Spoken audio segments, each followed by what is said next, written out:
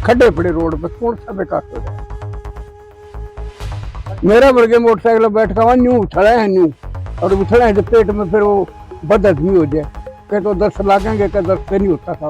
Vote डालेंगे, vote डालूंगा कांग्रेस की बात कर। देखिए, यहाँ तो लगभग एक तरफा है, दीपेंद्र हुड्डा के पक्ष में, कांग्रेस के पक्ष में। सबसे पहले तो मैं सभी लोगों से ये निवेदन करूंगा कि वो वोट ज़रूर डालने जाए, क्योंकि जो मताधिकार है हमारा सबसे कीमती अधिकार है, कर मौलिक अधिकारों में सबसे महत्वपूर्ण अधिकार है। तो सारी व्यवस्था उसके ऊपर निर्भर करती है, और निश्चित रूप से जो ना वो 10 साल में देश का सत्यानाश हुआ है। हम जो ना विनाश के कगार की तरफ जा रहे हैं। उसने कहा था कि सबका साथ सबका विकास, नहीं, उसने सबका साथ नहीं, वो कुछ खास लोगों का साथ लेकर चलता है, और विकास के नाम पर कुछ लोग हैं, अपेक्षा नहीं की जाती कि वो किसी धन विशेष को नीचा दिखाने की कोशिश करे, और किसी जो ना वो, तो ये धर्म की राजनीति है, जात की राजनीति है। आज का मतदान होगा, हम राम लिया है, राम लिया है, राम हमने लिया है, हम राम ने लिया।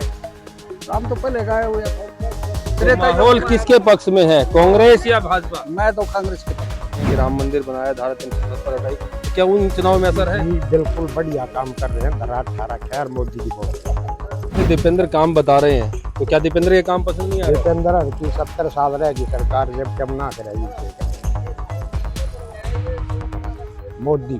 मेरी अगर सुन लेना, मेरी समझ से इन चुनाव का कोई भी मुद्दा नहीं है, सब आप अपना पेट का मुद्दा है। सारे ढोंग है ना, तो आज तक यो के ना अरविंद शर्मा है, हमने इसको 5 साल पहले रह लिया, रिव्यू छटा लाग रहा है, तुमने तो उसकी शक्ल नहीं देखी।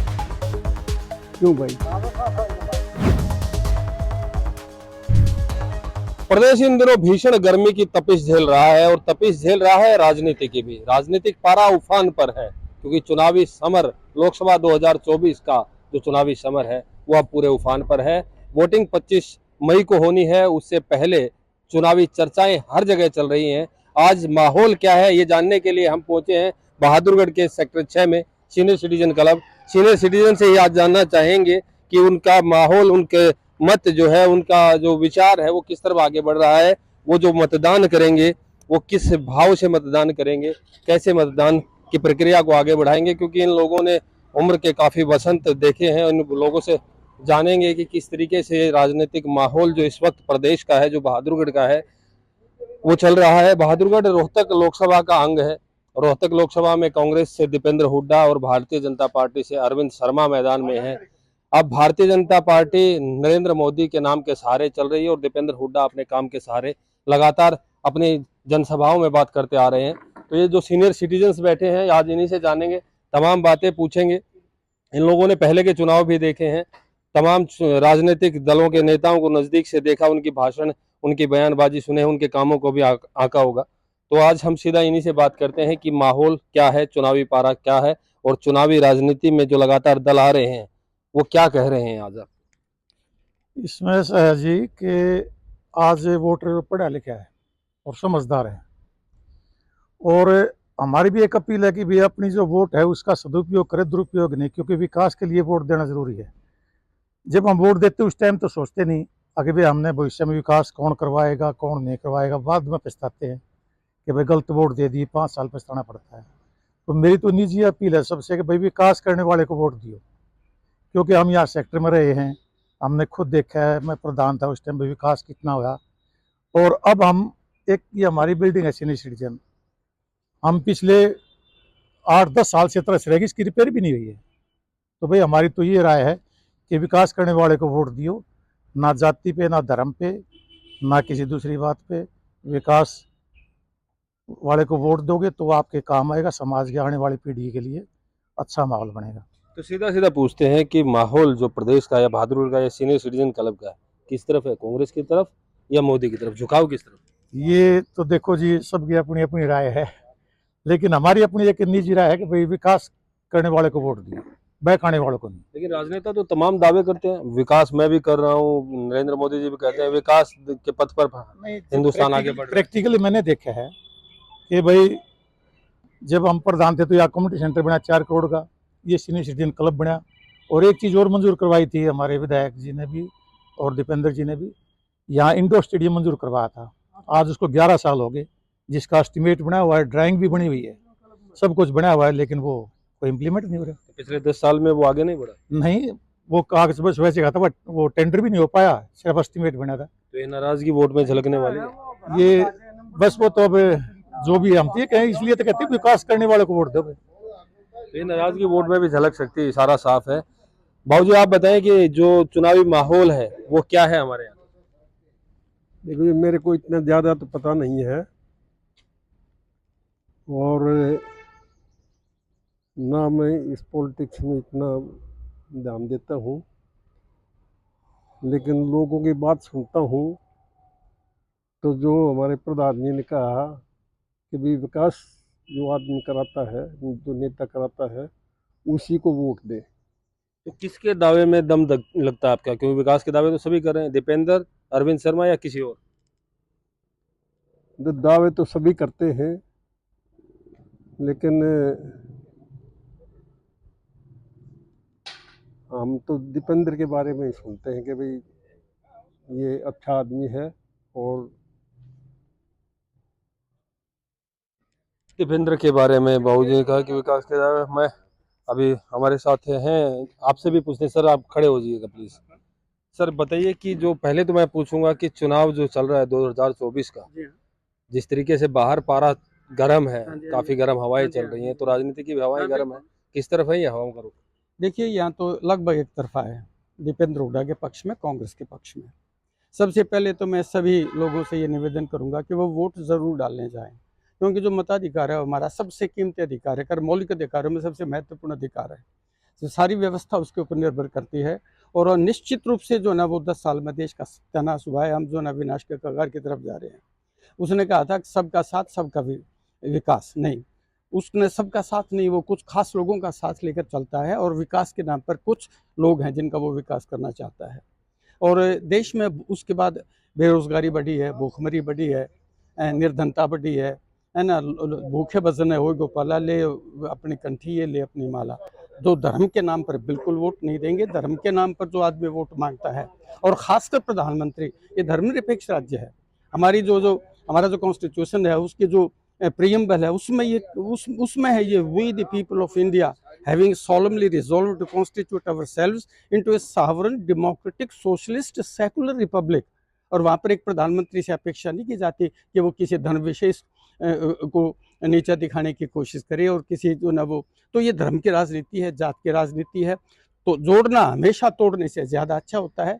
और जहाँ तक विकास की बात है, अब जो हम जो यहाँ बैठे हैं ना, वो ये 10 साल में हम यहाँ तक नहीं आए। जो शहरों में कोठियाँ ये 10 साल में नहीं बनी, उससे पहले की बनी है। हमने नौकरी ली थी, उससे उस समय दूसरी कांग्रेस का राज था, या दूसरे लोग तो पहले भी चुनाव देखे होंगे, ये चुनाव उनसे कुछ अलग लग ये चुनाव इस दृष्टि से अलग है कि पहले किसी भी जो ना वो इन आधार पर कभी वोट नहीं मांगे गए। खासकर जो 2014 से शुरू हुआ है ना, 2019 में भी मांगे गए, अब 2024 में तो कत्ती हत्या कर दी। क्योंकि जो ना इन लोगों ने विकास का कोई काम नहीं किया, कोई देश में जो ना वो देश को आगे बढ़ाने का तो कोई काम किया नहीं। उन बातों पर ये नहीं मांगेंगे वोट, ये मांगे अब धर्म के नाम पर और जाति के नाम पर वोट मांगेंगे। इसलिए जो ना हम बिल्कुल दीपेंद्र हुड्डा की वोट देंगे, कांग्रेस को वोट देंगे, इंडिया को जो ना वो सत्ता में लाने के लिए वोट। देखिए धर्म के नाम पर वोट मांगे जो जा रहे हैं, उनसे बुजुर्ग खासे नाराज हैं, और वे कहते हैं कि धर्म के नाम पर नहीं, काम के नाम पर वोट मांगना चाहिए। आप क्या कहेंगे कि मोदी जी जो कह रहे हैं कि राम मंदिर बनाया, धारा 370 हटाई, तो क्या उन चुनाव में असर है? जी बिल्कुल बढ़िया काम कर रहे हैं, धरा ठारा खैर मोदी की वोट दे रहे हैं। लेकिन जिस तरीके से दीपेंद्र काम बता रहे हैं, तो क्या दीपेंद्र के काम पसंद नहीं आ रहे? दीपेंद्र की 70 साल रहेगी सरकार, जब कम ना करेगी क्या करेंगे। मोदी जी के समर्थक भी हैं, और कुछ कांग्रेस की भी आपने बात सुनी, कुछ और भी लोग हैं, हम जानना चाहेंगे। बाबूजी आप पहले आप बताइए कि क्या मुद्दे हैं इन चुनावों के, क्या लगता है आपको? भाई मन्नत मेरी अगर समझ ना, मेरी समझ से इन चुनाव का कोई भी मुद्दा नहीं है, सब आप अपना पेट का मुद्दा है इनका। सारे डोंग है ना, तो आज तक जो के ना अरविंद शर्मा है, हमने इसको 5 साल पहले रह लिया, रिव्यू छटा लाग रहा है, तुमने तो उसकी शक्ल नहीं देखी। क्यों भाई? विकास ने छोड़, खड्डे पड़े रोड पे, कौन सा विकास हो रहा है? मेरा वर्गे मोटरसाइकिल बैठ का न्यू उछड़ा है, न्यू और उछड़ा है जो पेट में, फिर वो बदहजमी हो जाए, कह तो 10 लागेंगे, कह 10 से नहीं होता सारा। क्या करना है इस जिंदगी में, बस बेटे इससे तो ज्यादा फिर वोट तो डालने जाना है ना, वोट वोट तो मत का डालेंगे। इस्तेमाल तो करना है। वोट डालेंगे, वोट डालूंगा कांग्रेस की, बात खत्म बस। देखिए, लोग इस बात से भी तंग है कि सड़कें टूटी हुई हैं। पिछले 10 साल में जिन कामों का जिक्र कर रहा है मोदी जी के नाम पर, अभी जैसे आपने पीछे सुना, उन्होंने कहा कि धर्राट ठा रखा है, लेकिन अभी धर्राट, बाबूजी ने बताया कि सड़कों पर जो गड्ढे हैं, मोटरसाइकिल पर जब आते हैं तो उछलते हैं, धर्राट ही उठा हुआ है। नहीं, ये मंदिर का है ना, मोदी ने मंदिर घर से बना दिया भाई। मंदिर पहले से ही वो था, हमारा मंदिर था और रहेगा। मोदी ने क्या कर दिया उसमें? मोदी ने उसने ठन्नी खर्च करी हो, बता बता, मारे तेरा पैसा लग रहा है। नाराजगी काफी है विकास को लेकर, जब बात होती है तो नाराजगी चेहरों पर और शब्दों में साफ झलकती है। आप क्या कहेंगे, मुद्दा क्या है राजनीति के आज के इस लोकसभा चुनाव का? आज का मुद्दा तो होगा, हम राम लिया है, राम लिया है, राम हमने ले आएगा, हम राम न ले। राम तो पहले गाया हुआ था। तो माहौल किसके पक्ष में है, कांग्रेस या भाजपा? मैं तो कांग्रेस के पक्ष में। क्या वजह है कांग्रेस के पक्ष में? भाई कांग्रेस पार्टी या उम्मीदवार? कांग्रेस पार्टी। दीपेंद्र की जगह कोई और होता तो भी? हाँ हाँ, और कोई भी। दीपेंद्र सारे इंडिया में थोड़ा है, इंडिया में तो मालिया के दीपेंद्र से तो सरकार नहीं बनती। कोई भी आता हम कांग्रेस को वोट देते। तो क्या लगता है इन चुनावों में जिस तरीके से नेता आप लोगों के बीच में आ रहे हैं, तो उन्हें क्या करना चाहिए? अपने काम बताने चाहिए या फिर भावनाओं पे? मालिया बीजेपी है, भावनाओं के उस पर वोट मांग रही है। भाई राम मंदिर बना दिया, 370 तोड़ दी, 370 का किसने क्या फायदा हुआ है? वहीं के लोगों ने फायदा नहीं हुआ जो 370 तोड़ी गई। लेकिन उसके बाद आतंकी गतिविधियों में तो कमी ना ना, अब भी मर रहे आदमी।